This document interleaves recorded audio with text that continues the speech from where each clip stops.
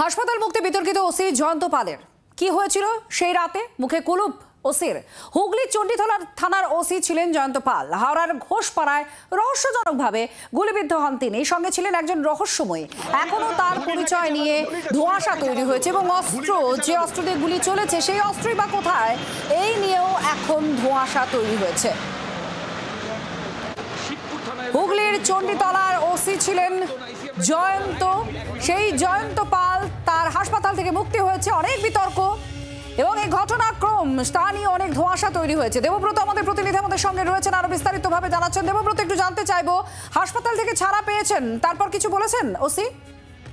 দেখো, বুধবারের ঘটনার পর থেকেই হাসপাতালে একটি বেসরকারি হাসপাতালে হাওড়ায় ভর্তি ছিলেন ওই আইসি জয়ন্ত পাল। কিন্তু আজকে তাকে তিনি বিকেল নাগাদ তিনি সেই হাসপাতাল থেকে ছাড়া পান। কিন্তু ছাড়া পাওয়ার সময় তাকে আমরা জিজ্ঞাসা করেছিলাম যে কে গুলি চালালো, কেন এই ধরনের ঘটনা ঘটলো। এ বিষয়ে তিনি কোনো রকম উত্তর সেভাবে দিতে চাননি, শুধু জানিয়েছেন এই বিষয়ে আমার কিছু বলার নেই। এরপরই তিনি গাড়িতে উঠে চলে যান।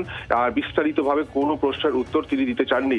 তবে পুলিশ, হাওড়া সিটি পুলিশের তদন্তকারী তারা যেটা মনে করছেন যে ওই এইখানে যে অস্ত্র উদ্ধার হয়েছে, একটি ফায়ার আর্মস উদ্ধার হয়েছে, সেটা থেকেই গুলি চালানো হয়েছিল বলে প্রাথমিক অনুমান। তবে তার সাথে যে কার্তুজের খোল মিলেছে সেগুলোর ম্যাচ করানোর চেষ্টা চলছে এবং সেটাকে ব্যালিস্টিক পরীক্ষা সেটা করা হবে এবং তারপরেই জানা যাবে যে ওই আগ্নেয়াস্ত্র থেকে গুলি চালিয়েছিল কিনা। তবে তাকে লক্ষ্য করে, অর্থাৎ ওই আইসিকে লক্ষ্য করে গুলি চালানো হয়েছিল নাকি নিজেই তিনি গুলি চালিয়েছিলেন, এটা কিন্তু এখনো পর্যন্ত পরিষ্কার নয়। এই রহস্যের কিন্তু এখনো পর্যন্ত রহস্য কিন্তু ঘনীভূত হচ্ছে।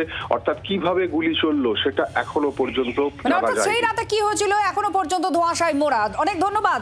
এবার আপনাদের শোনাবো, যখন বের হচ্ছেন হাসপাতাল থেকে তাকে প্রশ্ন করা হয়েছিল গুলি কে চালিয়েছে, কি হয়েছিল, শুনুন কি বলছেন ওসি।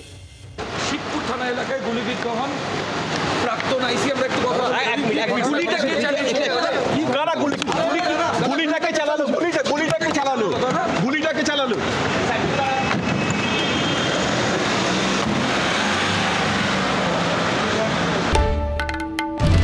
বাংলার আওয়াজ, বাঙালির আবেগ, জি 24 ঘন্টা।